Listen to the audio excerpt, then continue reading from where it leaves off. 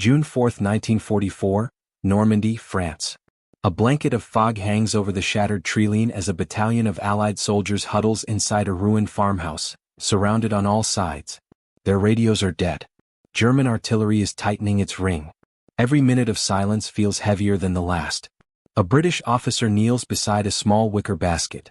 Inside, a lone pigeon trembles in the dim light, its feathers flecked with dust and smoke. The officer ties a thin capsule to its leg.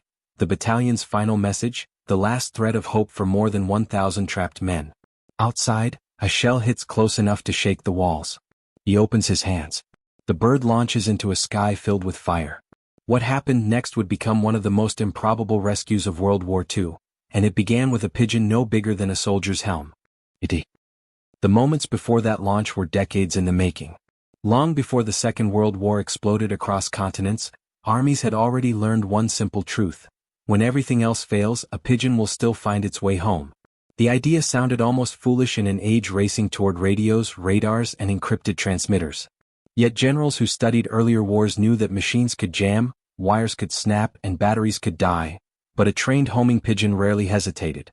The British understood this better than most. When war returned to Europe in 1939, the Royal Air Force and the British Army revived an old unit with a strange-sounding name, the National Pigeon Service. What began as a civilian volunteer effort quickly transformed into an essential wartime network of more than 250,000 birds, scattered across military bases, covert operations, and frontline positions. Across London, quiet lofts were built on rooftops. Inside them, keepers selected pigeons the way other units selected pilots, by endurance, discipline, and a natural instinct no human invention could match. These birds were expected to fly through gunfire, storms, and the chaos of battlefields. Some were fitted with tiny metal message tubes. A few carried miniature cameras, capturing photographs no aircraft could safely take. Many would never return. The biggest challenge was skepticism. Some officers refused to believe that pigeons still had a place in modern war. They preferred radios, code machines, and high-tech equipment that felt more reliable than a bird. But veterans of earlier conflicts pushed back. They remembered the trenches of World War I, where wires had rotted in mud and radios had drowned in rain. They remembered that when a soldier needed help, a pigeon was sometimes the only messenger fast enough and small enough to slip through enemy lines. The war soon proved the veterans right. By 1940, communication failures were becoming painfully common across Europe. Paratroopers who landed in forests saw their radios smash against the ground. Coastal patrols watched their signals sputter under German interference. Even bombers flying deep into enemy territory found their equipment jammed by powerful transmitters. Each lost transmission meant lost men, lost opportunities, or lost time they couldn't afford. So commanders developed a simple system. Every unit that risked isolation, paratroopers, resistance fighters, recon teams, and frontline battalions, received at least one pigeon. Sometimes two. Sometimes an entire basket of 8 or 10, each trained to fly home from hundreds of kilometers away. It didn't matter if the mission lasted minutes or days. As long as one bird made it back, the message would survive. This system proved itself again and again. In the coastal towns of Belgium, resistance cells smuggled pigeons under baskets of vegetables. In North Africa, patrols kept pigeons inside armored cars, releasing them when sandstorms made radios useless. On the frigid cliffs of Norway, commandos carried pigeons in wooden boxes strapped to their chests during sabotage missions. Everywhere they went, the birds became silent companions, unnoticed, underestimated, but always ready. Still, nothing prepared the Allies for the communication disaster unfolding across the Normandy front in the summer of 1944.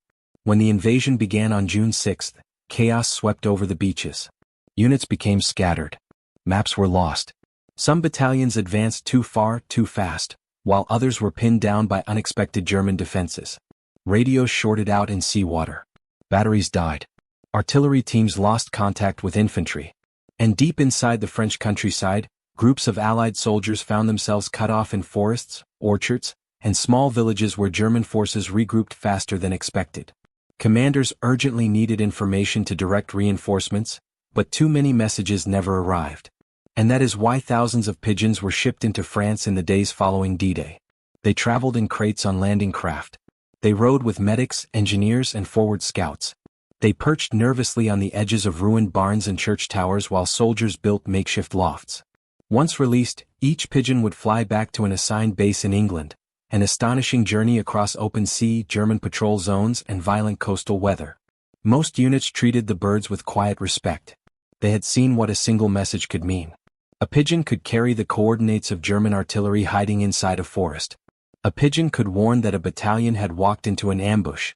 A pigeon could announce that a bridge was lost, or that a supply route was open, or that a hidden bunker needed immediate bombing. Sometimes a pigeon carried more than information. It carried a chance. The stakes grew higher as summer turned to autumn. German counterattacks intensified. Mortar teams hunted radio operators. Scout lines disappeared overnight under sudden shellfire. Entire platoons cut themselves off unintentionally by advancing too quickly or retreating too slowly. And through it all, the pigeons kept flying. Every time a pigeon launched into the sky, soldiers watched until it vanished, a tiny gray silhouette against gun smoke and clouds. They had no guarantee the bird would survive. Hawks hunted them. German soldiers shot at them. Artillery bursts could tear them apart. Sometimes the wind itself was the most dangerous enemy. But there were moments, rare, desperate moments, when a pigeon was the only link between life and death. The trapped battalion in the farmhouse was one such moment. And the pigeon they released that morning had a name that would soon echo across the front lines. Its name was William of Orange. William of Orange hadn't been chosen by accident. Months earlier, before Normandy's hedgerows erupted into battlefields, he lived in a quiet loft on the English coast. His keeper, a soft-spoken railway worker turned pigeon trainer named Charles Holland, noticed the bird's unusual habits almost immediately. While other pigeons circled lazily during training flights, William shot into the air like a narrow arrow, climbing steeply before leveling out in a straight, determined line. Holland watched him with a sense of curiosity that slowly grew into certainty. This wasn't just another bird. This one flew as if the world behind him was on fire. Soon the military trainers saw what Holland saw. William returned faster than any bird in his unit. He ignored gusty winds that pushed other pigeons off course. He flew low when hawks circled above, high when smoke covered the ground, and straightest of all when the light faded into dusk. His instincts were sharp. His wings were built for speed. His sense of direction almost uncanny. By early 1944, the British Army assigned him to missions labeled Category A, operations where failure meant more than a lost message. Missions where lives were already hanging by a thread. Across England, other pigeons were undergoing their own transformations. Birds with names like G.I. Joe, Beachcomber, Paddy, and Duke of Normandy were scattered across bases from Cornwall to Scotland, their trainers preparing them for the uncertainty of invasion. Every day they took off from the coast, flying over roaring waves and icy winds to simulate the danger they would face above the channel. Soldiers watched them return with small metal capsules clipped to their legs, each capsule containing mock messages, coordinates, or coded fragments. The soldiers joked about the birds at first. But every joke faded the moment they understood the truth. These pigeons were learning to succeed where technology often failed. The invasion of Normandy was still a secret when William of Orange completed his final round of training. The only clue came when military trucks backed up to the lofts and handlers began loading pigeons into wicker baskets. They were to be transported with airborne troops, infantry units, and field command posts. Nobody asked questions. Nobody needed to. The tension in the air told them everything. The night before D-Day, Holland opened William's basket one last time. The bird stood quietly, wings tight against his sides, eyes alert. Holland stroked his feathers and whispered a message the bird couldn't understand, but the emotion was unmistakable, a farewell mixed with pride and uncertainty. William blinked once, almost as if acknowledging him. At dawn on June 6, Allied forces stormed onto Normandy's beaches. The pigeons, packed into landing craft and gliders, traveled with them. Their baskets shook as soldiers leaped into icy water, bullets slicing into the waves around them. The chaos of battle didn't discriminate. Several baskets were destroyed instantly. Others disappeared beneath the surf. But many survived, carried ashore by soldiers who knew the birds were not luxuries, they were backups for the unthinkable. In the following days, the pigeons witnessed what humans saw: burning tanks on the sand, broken rifles in the hedges, and paratroopers fighting through orchards lit by artillery flashes. The birds stayed in their baskets until needed, listening to the constant roar of battle. Some days they were released in pairs, other days one at a time, each carrying updates about troop movements, enemy positions, or requests for urgent reinforcement. By June 4th, the farmhouse near the village of Ikush became a last refuge for more than 1,000 Allied soldiers. They had pushed deep into the countryside, advancing faster than expected, until German units regrouped and cut the roads behind them. Mortar teams moved into the nearby tree lines. Snipers watched from upper windows in the town. A German armored patrol blocked the nearest escape route. To retreat meant being exposed. To stay meant being surrounded. Inside the farmhouse, radios sparked without transmitting anything useful. Engineers spent hours tearing apart the equipment, hoping to find a loose wire or a broken switch. All they found was dead silence. The radios had been damaged during the earlier shelling. The commanding officer knew they had one chance left. He ordered the pigeon basket brought forward. William of Orange had survived the initial landing, carried inland by a small recon team. The men who guarded him treated him with quiet reverence. In a battlefield where grenades rolled under doors and bullets punched through walls, the bird's basket was protected like an irreplaceable relic. When the commander looked down at William, the stakes were clear. If this bird failed, rescue would never arrive in time. The messengers gathered around the officer as he wrote the message. His handwriting trembled slightly, but the urgency remained sharp. The note contained coordinates, estimated enemy strength, and a terse warning: surrounded. Immediate support required. He rolled the paper tightly, slid it into the metal capsule and clipped it to the bird's leg. Outside, German artillery grew louder. Dust drifted from the rafters. Soldiers tightened their grips on rifles as shadows moved beyond the broken windows. The commander lifted William gently. The bird felt the tremor in his hands. Step by step, the officer climbed toward the shattered doorway, shielding the pigeon from smoke and falling debris. A soldier pulled the door open just enough to let light flood in. A shell exploded not 50 meters away. The officer didn't flinch. He raised his hands. William launched into the air. For the first few seconds he flew low, weaving through smoke and broken trees. German soldiers spotted him almost immediately. A few shots cracked through the air. William dipped, twisted, and vanished behind a collapsing barn. Another burst of gunfire followed, but the bird was already climbing, pushing his wings harder with every beat.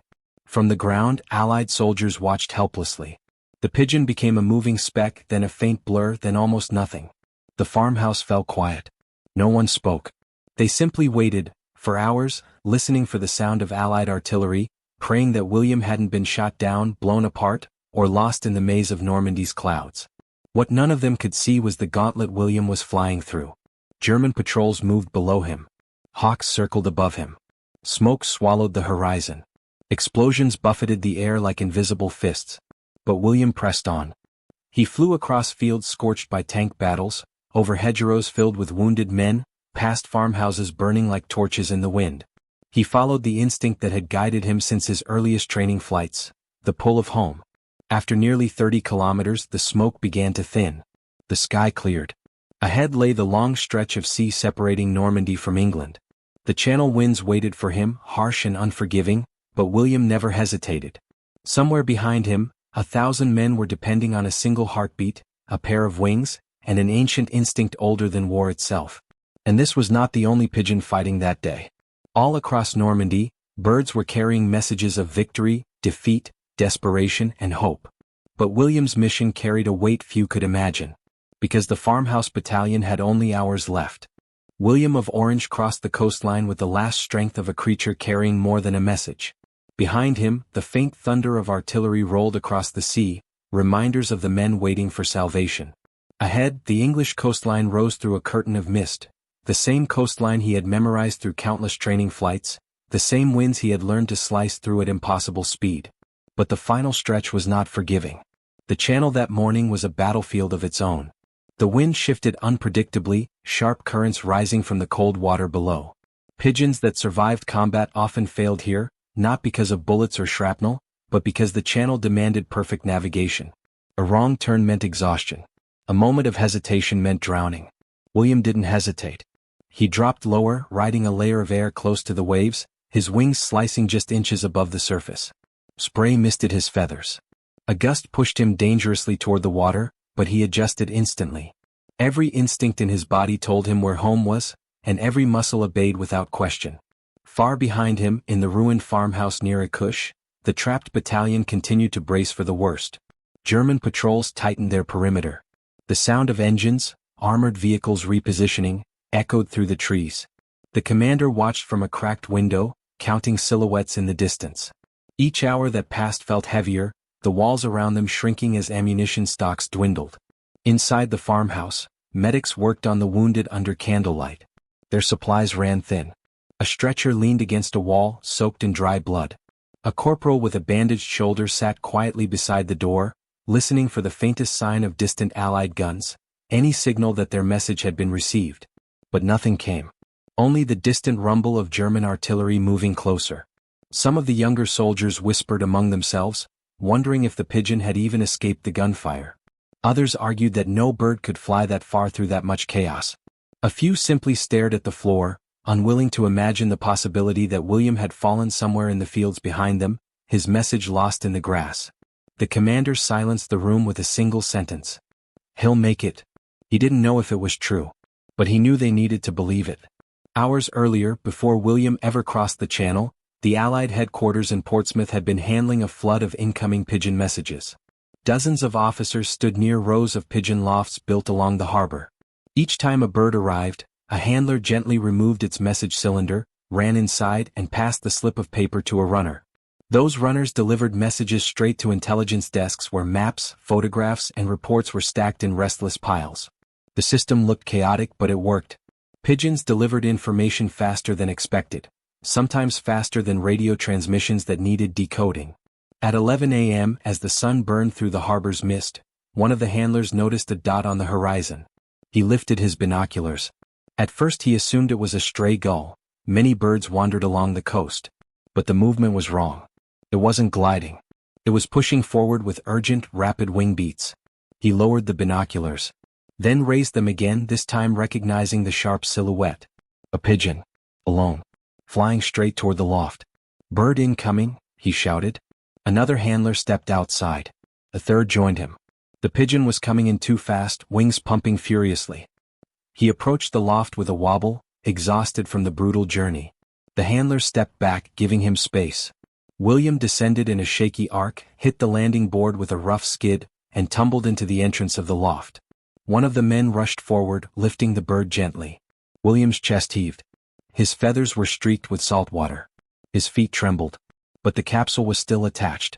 The handler unscrewed it with practiced speed. Inside was the note from the farmhouse, a message written under fire, a message that would determine the fate of more than 1,000 men. He handed the slip of paper to a runner.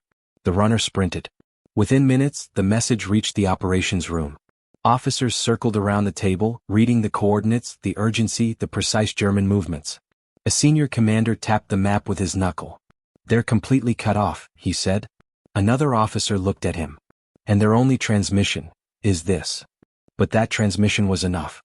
Orders were sent immediately to reposition artillery units across the channel. The coordinates William delivered gave them the exact location of the German artillery concentrations around the trapped battalion. Allied gunners adjusted their angles. Spotters confirmed the distance. Fire missions were authorized. The first shells launched from the British batteries just before noon.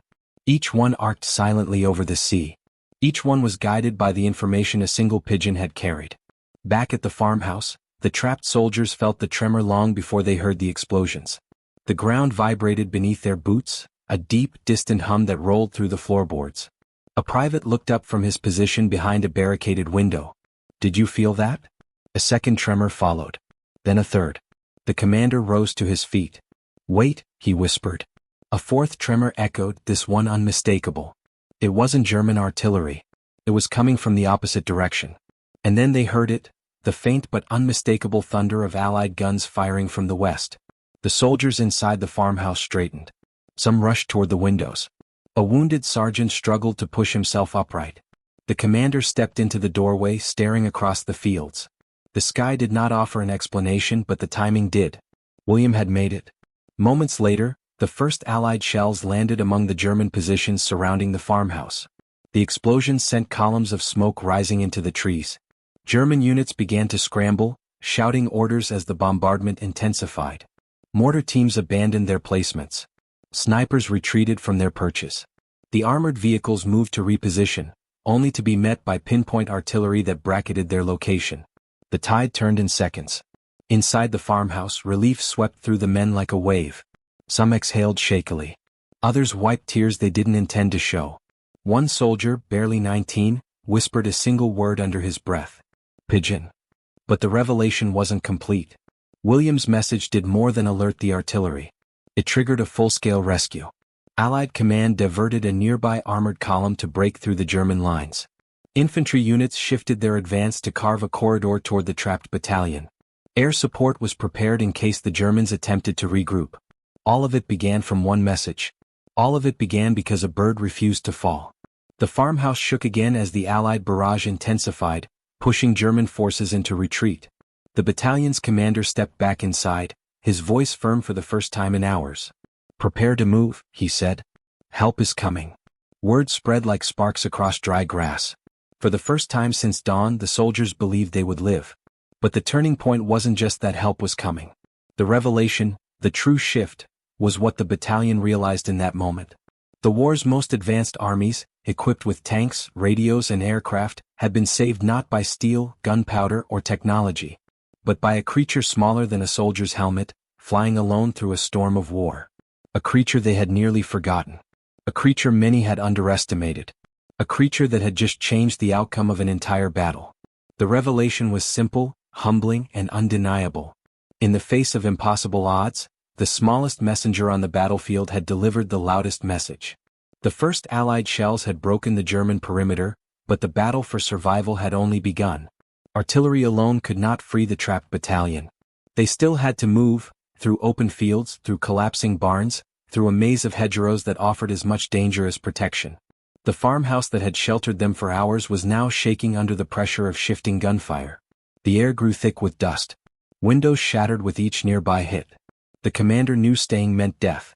The Germans were reorganizing for a counterattack, and once they realized Allied artillery was zeroing in on them, they would storm the farmhouse with everything they had left. The order was simple and final. Move out. Now. Soldiers grabbed their weapons. Medics secured the wounded. Stretcher teams tightened straps around their patients. Every man in the battalion understood the stakes. They were still surrounded. They were still outgunned. And even with artillery support, there was only one direction left to run: forward. The farmhouse doors burst open. The battalion spilled into the fields, fanning out as German machine guns opened fire from the treeline. The first rounds kicked up dirt in violent bursts. Several men dug behind a broken stone wall, returning fire. Others dragged stretchers toward cover, the wounded biting down on cloth to keep from crying out. Above them, the artillery thunder continued, precise, relentless, and terrifyingly close. The commander looked up at the sky for a fraction of a second. He didn't see William, but he felt his presence in every explosion that landed exactly where they needed it. German units attempted to regroup, forming firing lines along a narrow lane bordered by hedges. Their officers shouted commands, pointing toward the advancing Allied soldiers.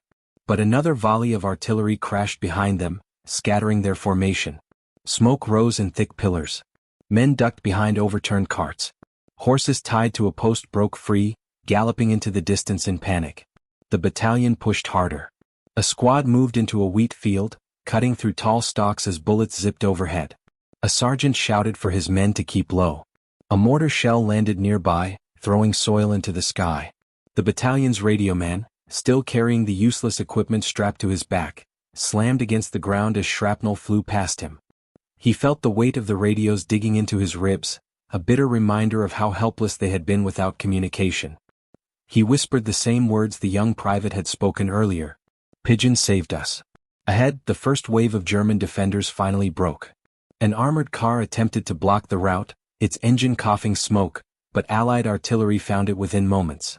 A direct hit tore through the vehicle, sending its crew scrambling. The commander seized the opening. Through the gap. Move. The surviving soldiers surged into the lane, stepping over broken helmets and discarded rifles. Trees crackled as burning branches fell to the ground. The air smelled of gunpowder, smoke, and something metallic they had learned not to think about. Halfway down the lane, they encountered heavier resistance. German soldiers, driven back from the outer perimeter, regrouped behind a row of hedges reinforced with sandbags. Machine gunners dug in, barrels trained toward the advancing battalion. Their rhythm was precise, cold, mechanical, deadly. The first burst tore through the hedge leaves, forcing the lead squad to dive behind a stone trough. A corporal ducked as a bullet grazed his helmet, the sound ringing like a struck bell. An officer shouted for smoke grenades. But the grenades never landed. A German sniper positioned in a barn loft picked them off as they attempted to throw.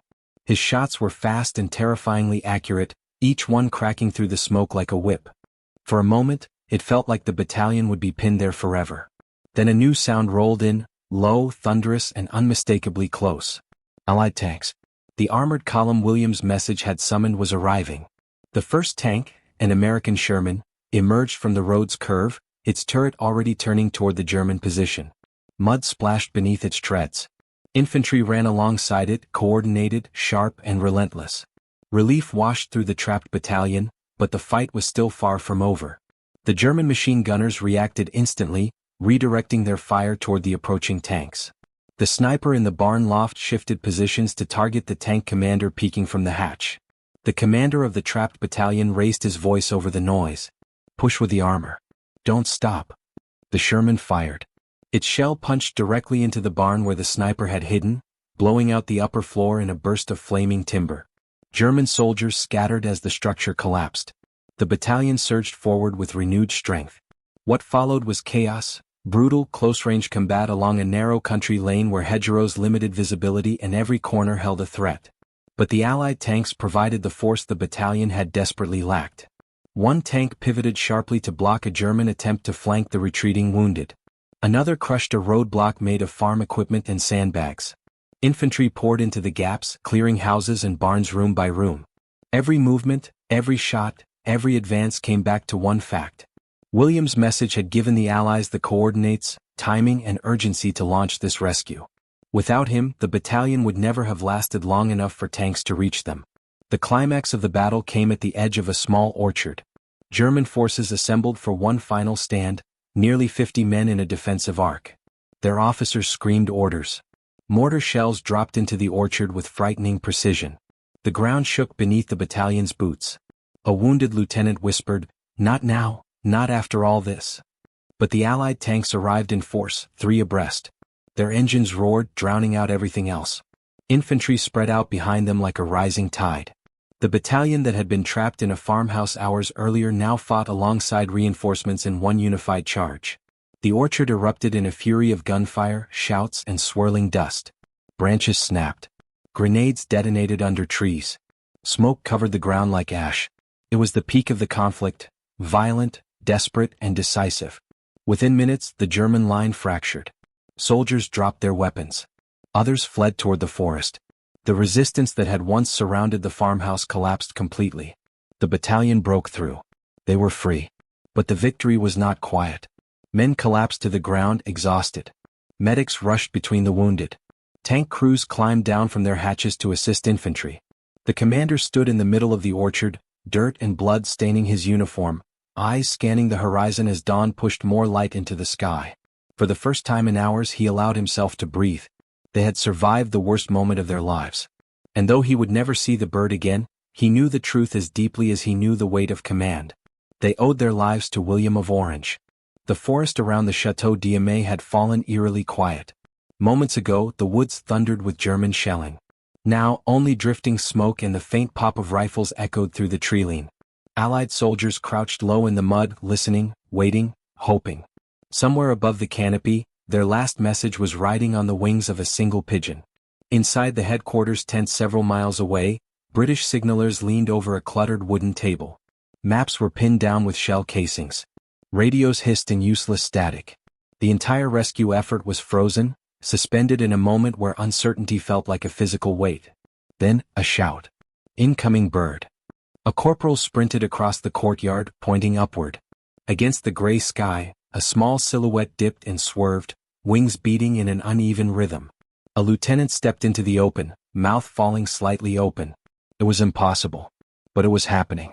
The pigeon, the one released under heavy fire, was coming back. A gust of wind pushed the bird sideways, but it forced itself forward, dropping altitude sharply. Its feathers were scorched at the tips. A smear of blood streaked the side of its body. One wing dragged at a strange angle. The men watching understood instantly, the pigeon had been hit. But it kept flying. It was barely 20 meters from the coop when a German sniper fired from somewhere across the river. The crack of the rifle whipped through the air. The pigeon jolted mid-flight, spiraled, and slammed into the ground in a small burst of dust. The courtyard froze. Two soldiers rushed forward. The lieutenant held out his hand, stopping them. "Easy, don't startle it." The pigeon lay on its side, chest heaving rapidly, blinking through a haze of pain. Inch by inch it tried to stand. The left wing dragged uselessly, the right trembled with each push. Took a step, collapsed, took another, and collapsed again. But still it crawled toward the coop. The sentry on duty knelt beside it just as the bird collapsed a third time. He gently slid his hands underneath the exhausted creature and lifted it with a reverence usually reserved for medals or flags. The tiny metal canister attached to its leg clinked softly. "Message secured," he shouted. The tent erupted into motion. Officers crowded around as the capsule was unscrewed. Inside, a tightly folded slip of thin paper. Dirt smudged the edges, but the writing, hurried, cramped, and desperate, was clear. "Trapped. Ammo low. Surrounded. Need artillery on grid 23B. Immediate. Over 1,000 men at risk. No radio. No telephone line. No field messenger could have slipped through the enemy net. Only the pigeon had made it." A colonel exhaled sharply. "This is it. Get the batteries aligned. Fire mission now." Dozens of boots pounded the ground as operators raced to relay coordinates. Artillery crews swung heavy guns toward the map grid. Shells were loaded, targeting calculations made, elevation cranked into place. The big guns of the Royal Artillery stood ready like iron giants waiting for a reason to roar. Fire. The ground shook as the first salvo launched. Seconds later, a thunderous series of booms ripped through the far treeline where German forces had been tightening their trap. Explosions burst across enemy positions, forcing machine gunners into cover and breaking their encirclement strategy. Inside the farmhouse, Allied soldiers looked up from their positions, eyes wide. "Did you hear that? Artillery. Ours?" The German advance faltered. Their infantry staggered as shells rained down with terrifying accuracy, because the pigeon had delivered coordinates exactly where the battalion needed them. For the first time that day, hope cut through the haze of smoke. But the turning point didn't fully come from the artillery. It came from something else entirely, something even more improbable. Back at headquarters, while officers coordinated the next barrage, a medic noticed the pigeon lying on the table where it had been set down. Its breathing was shallow. Blood spotted the wooden surface. He reached for a cloth to clean the wound, then froze. The bird wasn't supposed to be alive. A message runner entered the tent, saw the scene, and whispered, "How far did it fly like that?" 9 miles, the medic replied softly. "Under fire." Silence settled around the small, battered form. This wasn't just a bird. It was a soldier, one who had flown through a battlefield with the same grit and desperation as the men it was trying to save. Word spread. A captain stepped forward and gently stroked the pigeon's back. "Keep breathing, lad," he murmured. "You've done your part." Outside, the echoes of Allied artillery rippled across the landscape, breaking the German cordon. Within an hour, reinforcements began moving toward the farmhouse. The once-trapped battalion prepared to push outward, knowing help was finally on the way. And at the center of this impossible turn of events was a pigeon that refused to fall before its message was delivered. The war had changed in a single moment. So had the fate of over 1,000 men. The first Allied shells slammed into the German positions like fists of thunder, tearing open the treeline where enemy machine gunners had been tightening the noose. The trapped battalion inside the ruined farmhouse felt the ground tremble beneath them, but for the first time all day, it wasn't fear they felt. It was hope. Captain Lyle, dirt streaked across his face, lifted his binoculars just high enough to see through a shattered window frame. Smoke coiled upward in thick spirals. German soldiers scrambled from their positions, momentarily thrown into chaos by the sudden barrage. "Artillery's on target," Lyle muttered. "And that means the message got through." No one spoke. They didn't need to. Every man in the room felt the same surge of disbelief. Their last chance, barely 9 ounces of feathers and bone, had reached headquarters. A sergeant leaned against the wall, clutching his rifle. "Sir, what now?" Lyle's expression tightened. "Now we break out. Reinforcements are on the way. If we push at the same time, we might punch through." He didn't add the second part aloud. "We only get one shot.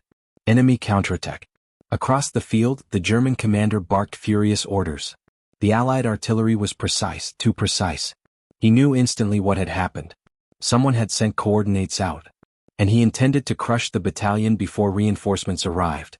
German infantry surged forward, weaving through smoke, firing as they advanced. Mortar teams scrambled to set up, while machine guns were dragged into new positions. Inside the farmhouse, bullets hammered the stone walls. Shards of brick rained down on the men. Positions. Lyle shouted. Hold them off. Allied rifles cracked from windows, doorways, and broken gaps in the walls. A gunner dragged a Bren light machine gun to a corner and opened fire, sweeping the treeline in controlled bursts. The air filled with spent casings and gunpowder. Outside, German soldiers pressed closer, using every stump, ditch, and shattered wagon for cover.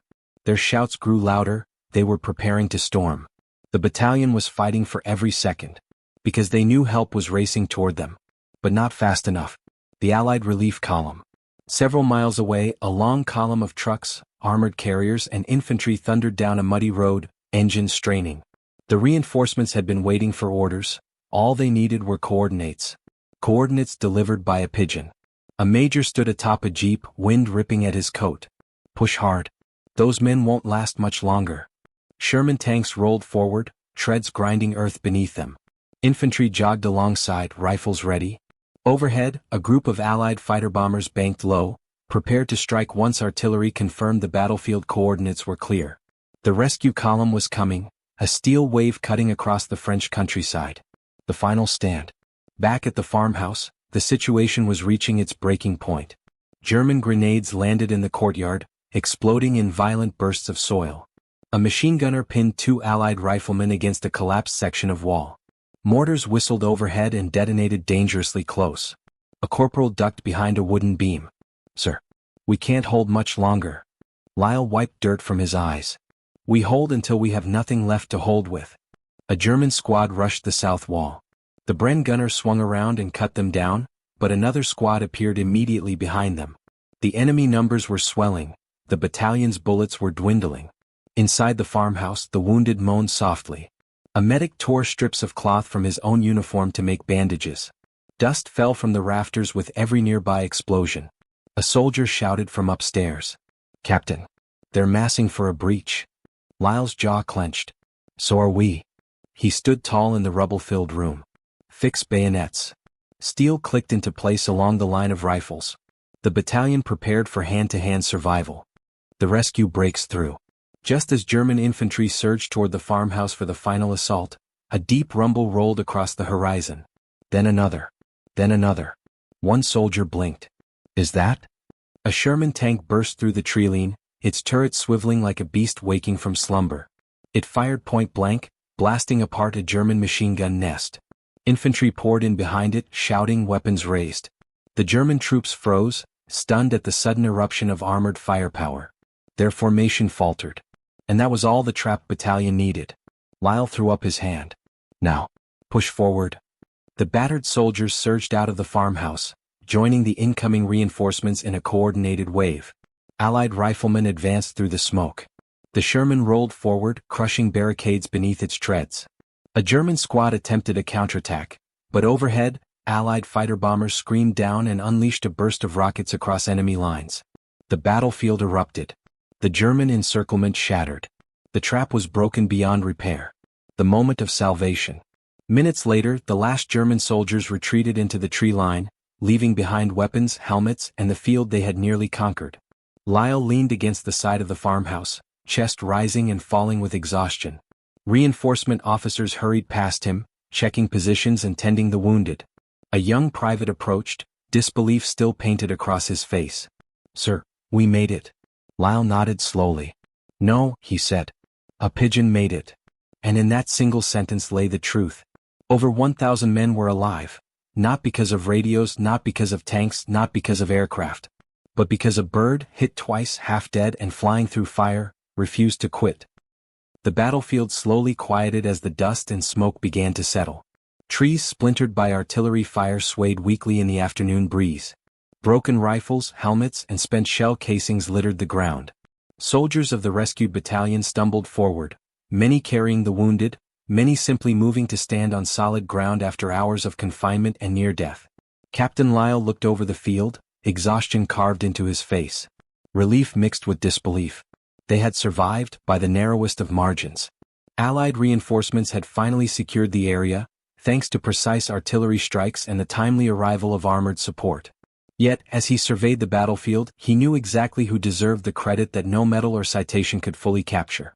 William of Orange, the small pigeon who had carried a desperate plea through chaos, storm and gunfire, was resting in a makeshift loft set up near headquarters. His feathers were ruffled, some streaked with mud and blood, but he had completed the mission. Against all odds, he had delivered the coordinates that allowed thousands of soldiers to survive. The battalion's story quickly became emblematic of the hidden war waged by pigeons during World War II. Across Europe, countless birds undertook perilous flights, often unnoticed and unheralded. Some were lost forever to the enemy or nature. Others returned with vital messages that changed the course of engagements, sometimes entire campaigns. But few missions were as dramatic or as critical as the one carried out by William of Orange. Military historians later recorded that over 1,000 Allied soldiers owed their survival that day to the National Pigeon Service and its trained birds. Officers noted that without the pigeons' speed and endurance, the farmhouse battalion would have likely been captured or worse. The success became a case study in ingenuity, illustrating the timeless principle that even the smallest participant in war can wield enormous influence. The battalion itself honored William quietly. Soldiers left scraps of food at the loft and spoke to him in low voices, a ritual born of gratitude and awe. Pigeons, long considered insignificant, were now understood as more than mere animals. They were partners in survival. In the field, commanders started ensuring that pigeons accompanied units wherever radios were unreliable or vulnerable. Every bird became a lifeline, a silent messenger carrying not only coordinates but hope. In subsequent reports, military records would detail the coordinates, the timing and the precision of the artillery that allowed the rescue. But only those present truly understood the emotional weight, the tension of watching a fragile creature fly through bullets, fire, and wind, knowing that each beat of its wings could mean life or death for over 1,000 men. The farmhouse battalion eventually rebuilt, soldiers rejoined their units and the larger campaign continued. Yet, whenever the story was told among the troops, the narrative always circled back to the pigeon that refused to fail. William of Orange became a symbol, proof that courage doesn't always come in size or strength, and that in the darkest moments hope can arrive on wings. The battlefield, scarred and silent now, held memories of desperation, strategy, and survival. Men who had once stared death in the face now walked through the countryside knowing that some lives had been saved by something almost imperceptible, a tiny feathered messenger flying straight toward home against impossible odds. The war eventually moved on, taking soldiers and landscapes into its relentless tide. Battles raged, victories were celebrated, and losses mourned. But some stories, small in scale yet immense in consequence, refused to fade. Among them was the tale of William of Orange, a pigeon who flew through chaos, carrying not just a message, but the lives of over 1,000 men. It is easy to overlook the quiet heroes of war. Tanks roar. Guns thunder. Medals are pinned. Yet, behind every major operation, there are countless unseen acts of courage. A homing pigeon flying across a battlefield, dodging bullets and storms, represents one of those acts, a testament to perseverance, instinct, and loyalty. One small creature, with no understanding of strategy or survival statistics, made a difference greater than most soldiers could. In the lofts across Britain, the National Pigeon Service continued its work, quietly training, releasing, and receiving pigeons whose bravery rivaled that of men. Stories like William's reminded soldiers and commanders alike that innovation sometimes comes in the most unexpected forms. Technology may advance, armies may expand, but instinct, courage, and determination cannot be engineered. They must be nurtured, respected, and trusted. For the men of the farmhouse battalion and for countless others across Europe, a pigeon was not merely a bird. It was a lifeline, a beacon, a silent guardian in the sky.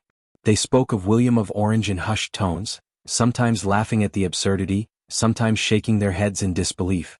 It was impossible to imagine that the tiniest messenger could carry the heaviest weight of all, the weight of human survival.